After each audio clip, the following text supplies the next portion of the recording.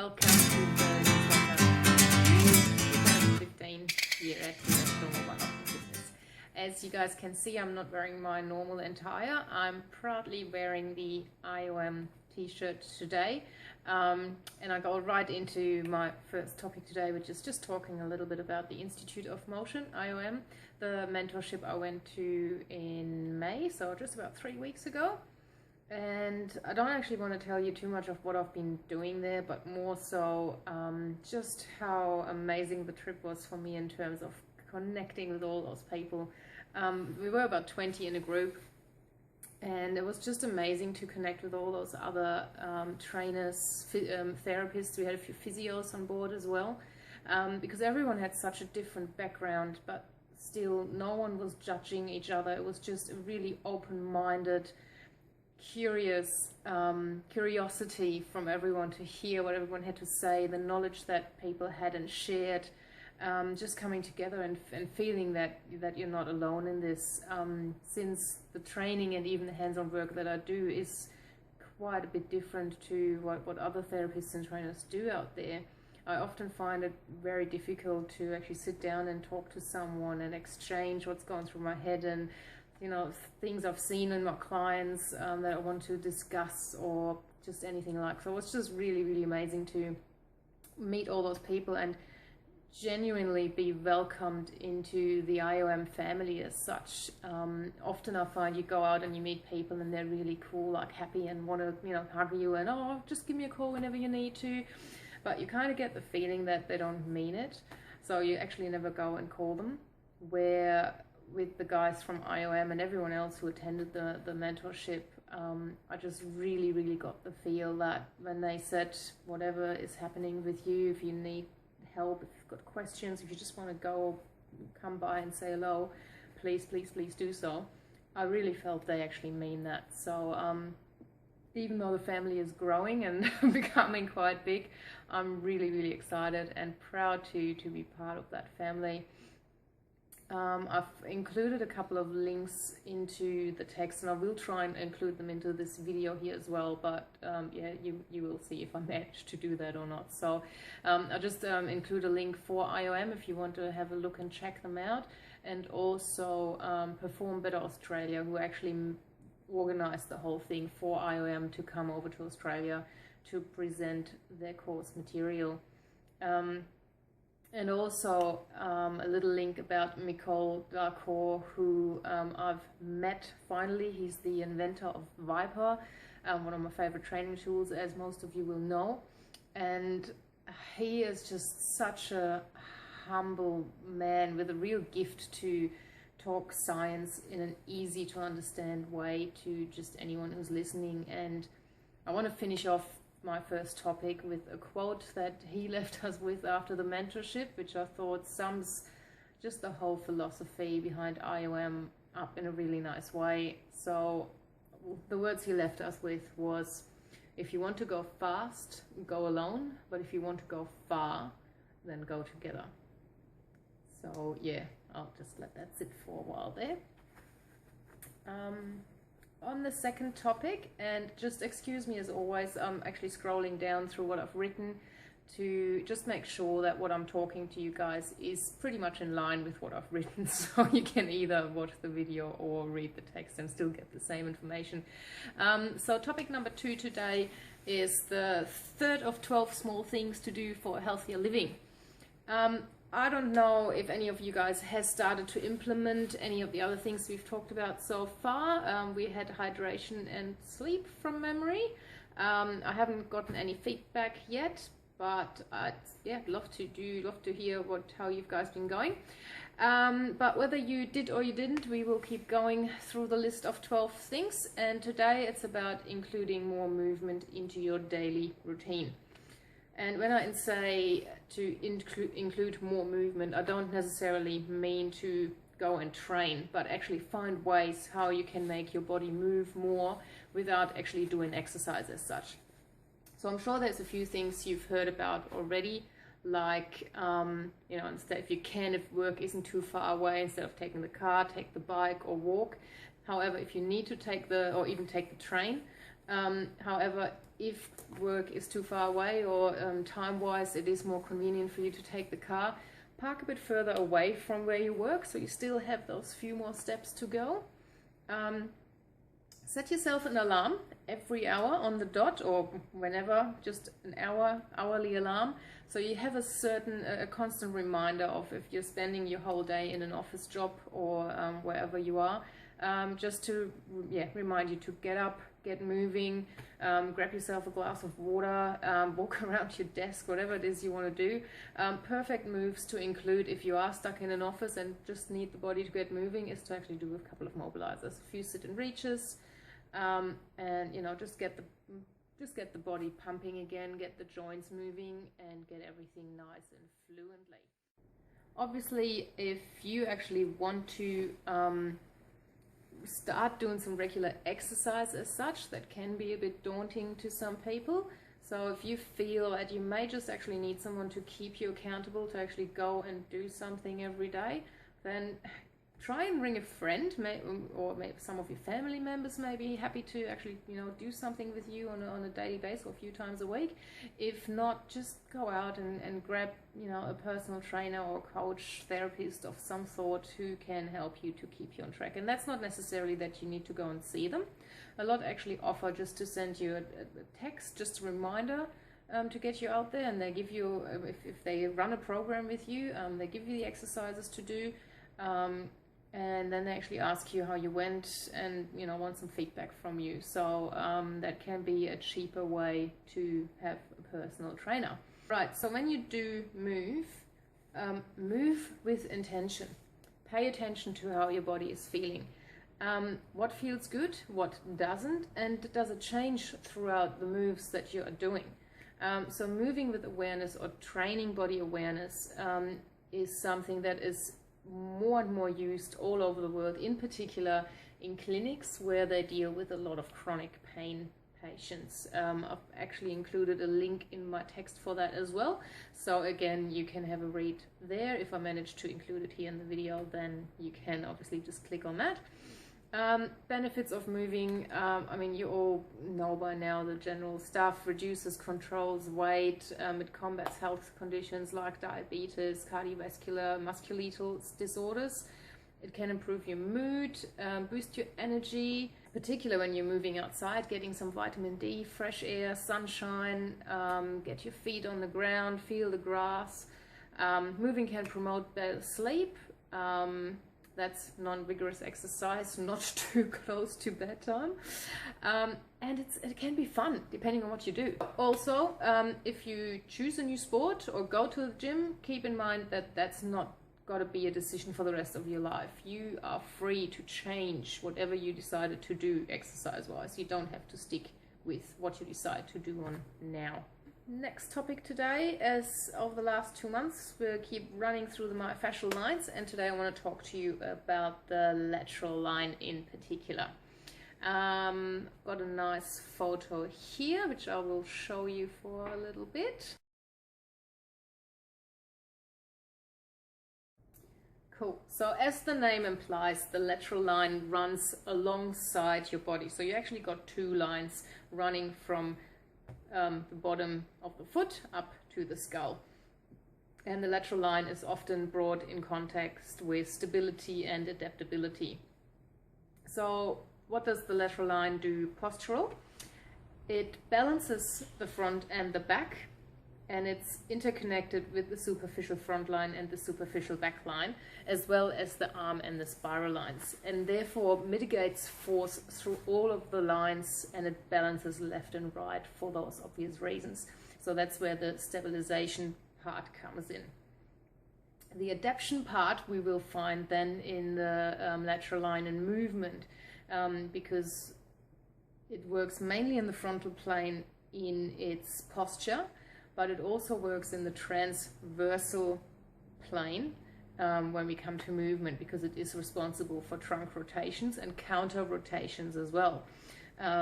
So the lateral lines are often referred to as an adjustable brake, because it's actually, if we rotate, we're kind of getting held back by the lateral line here, so we're not going any further. Or if we're going for a trunk flexion here, it's the same thing. We're actually getting hold on the line that's extending, so we're not falling over to one side.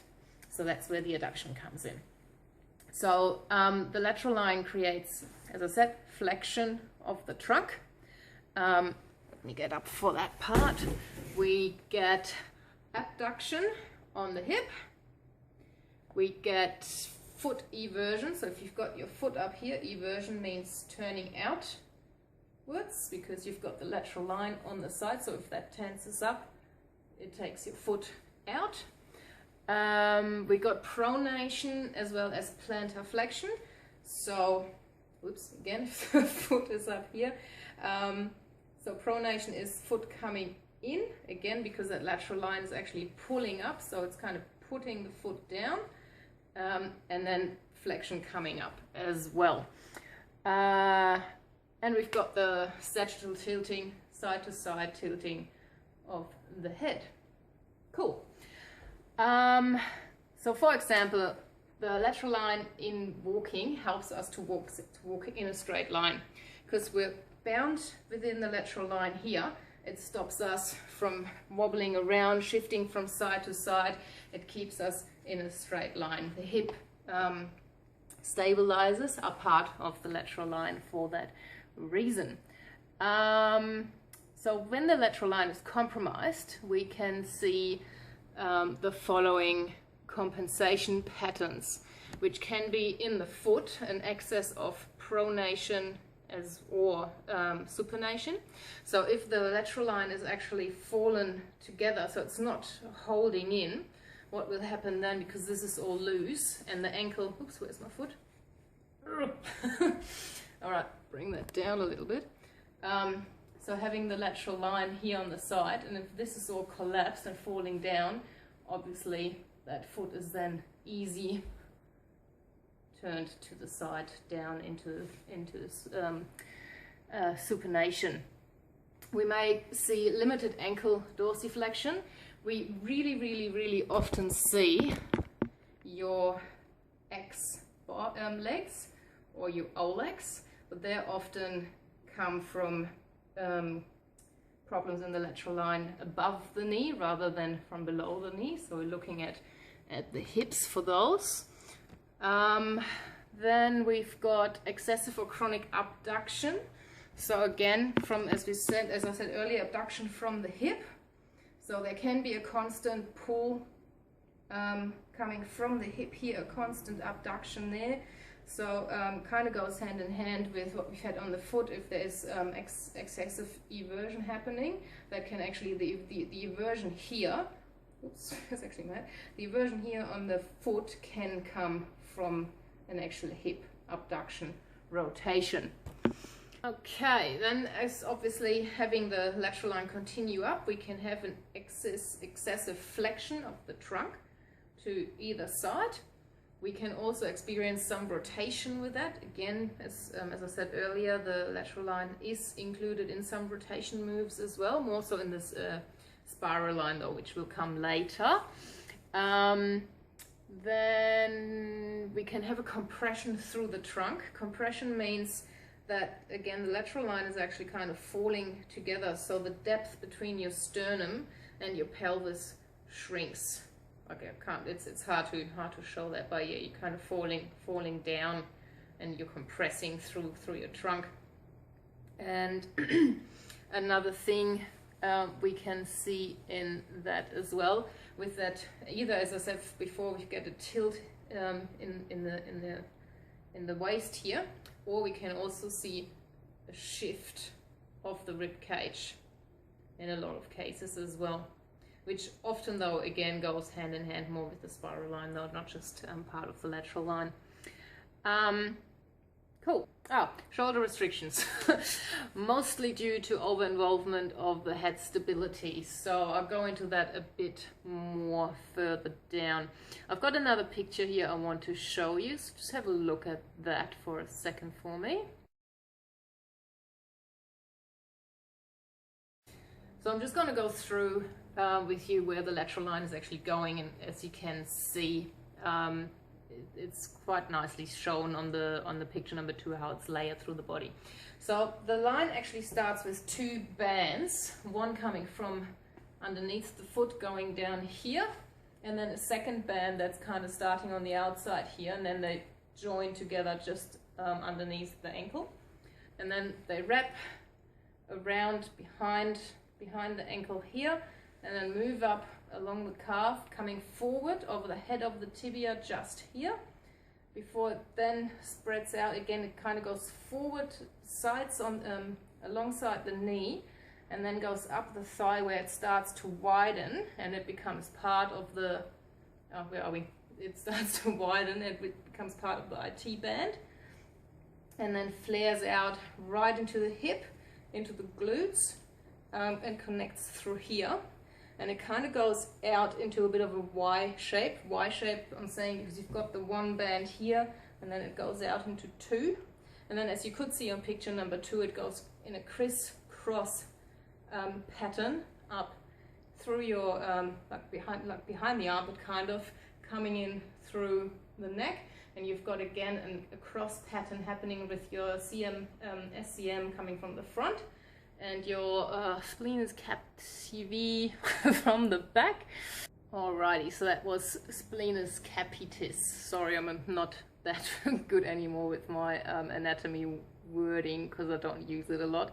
Anyway, so we've got, coming down here now, so we've got the splenius capitis, and we also have levator scapula, which is a muscle that actually comes from the shoulder here and then runs parallel up to the splenius. So the splenius is supposed to be the muscle that helps with your head stability, keeping that nice and forward. However, levator scapula likes or often takes over that job. So what then happens often, and that's when people always say they feel their tension, that's where they're holding their stress, is in that back part here, just on top of the scapula. And because that's coming up here, so if this is starting to play with your head balance, it becomes stiff, it becomes rigid, and kind of, you know, really holds on. But because the scapula is a floating bone and not a set bone, what often happens is that the scapula then actually gets pulled up. So that's my whole shoulder. I can't really show how you just get the scapula up there.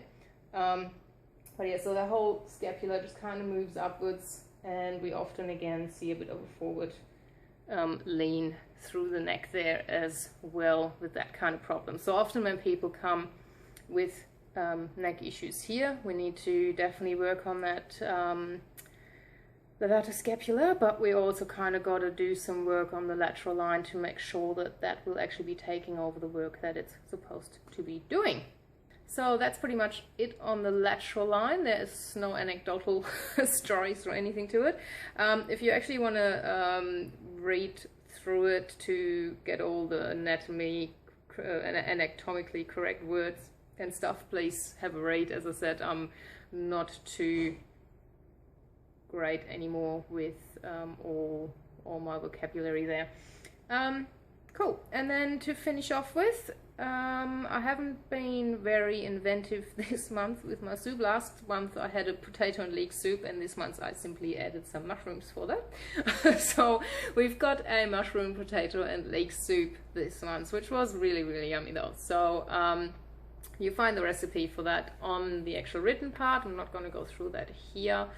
Yeah, so that's about it for this newsletter.